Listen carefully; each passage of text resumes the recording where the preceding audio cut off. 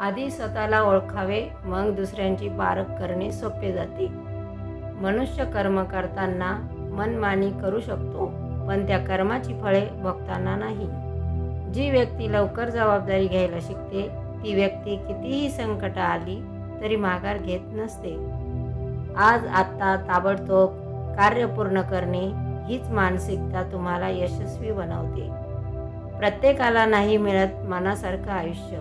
काहींना तडजोड करावी लागते तर काहींना संघर्ष. कमावलेलं नातं आणि जिंकलेलं मन ज्याला सांभाळता येतं तो आयुष्यात कधीच हरत नाही.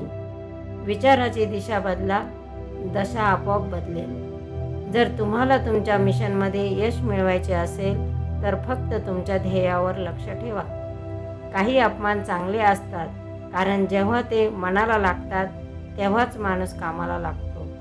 पुस्तकं असो किंवा आयुष्य, शेवटपर्यंत संयम ठेवायचा असतो, कारण कहाणी शेवटच्या पानात सुद्धा बदलू शकते.